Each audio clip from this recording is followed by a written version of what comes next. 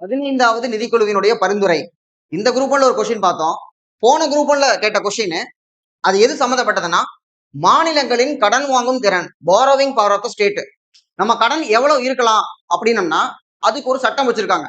FRBM அப்படிங்கிறது 2003 கொண்டு வரப்பட்ட சட்டம். அதுல என்ன சொல்றாங்கன்னா, பிஸ்கல் டெபிசிட், அதாவது நிதி பற்றாக்குறை 3%. ஒரு ஸ்டேட்டோட ஜிஎஸ்டிபில 3% தான் இருக்கணும் அப்படின்னு அந்த சட்டம் சொல்லுது. அதுல ரிலாக்சேஷன் சில சமயம் கொடுக்குறாங்க. அது சம்பந்தமான கேள்விதான் இது. 15வது நிதிக்குழு, அதாவது என்கேசிங் கமிட்டி, அந்த 15வது நிதிக்குழு ஜிஎஸ்டிபில 4% வரைக்கும் அனுமதிக்கப்படும் சொல்லியிருக்காங்க. அதுல 0.5 வந்து எதுக்கு கொடுத்தாங்க? ஆக்சுவலா 3 தான் இருக்கணும், ஆனா 4 வரைக்கும் எக்ஸ்டெண்ட் பண்ணலாம் சொல்றாங்க. 0.5 எதுக்கு கொடுத்தாங்க அப்படிங்கறதா இந்த கேள்வி. அது எதுக்குன்னா, பவர் செக்டர் ரிஃபார்ம், அதாவது எரிசக்தி துறை.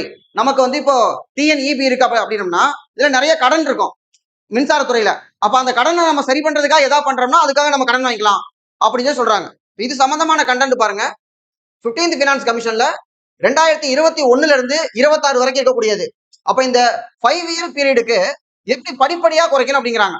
மாநிலத்துக்கு 4% முதல்ல 21, 22ல, அதுக்கப்புறம் 3.5, அதுக்கப்புறம் 23ல இருந்து 26ல இருந்து 3% குறைக்கணும். இதுதான் அவங்க சொல்றது.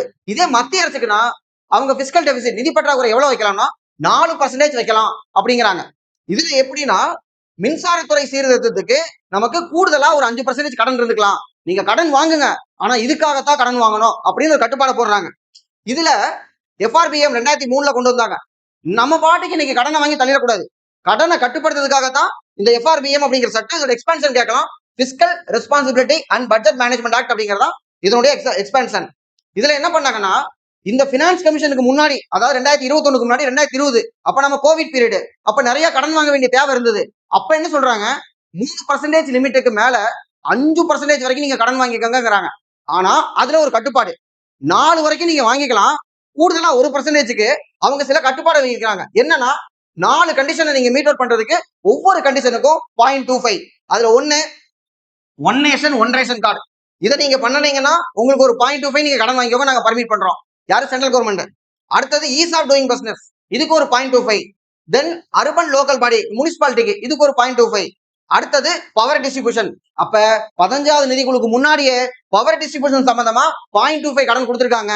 15வது நிதிக்குழுல 0.5 கொடுத்திருக்காங்க. இப்ப கரண்ட்ல இந்த பட்ஜெட்ல எவ்வளவு நமக்கு பர்மிட் பண்றாங்கன்னா, மத்திய அரசு மாநிலங்கள் 0.5, அதாவது 3% தான் இருக்கணும், 3.5 வரைக்கும் இருக்கலாம் அப்படின்னு சொல்லியிருக்காங்க. தேங்க்யூ.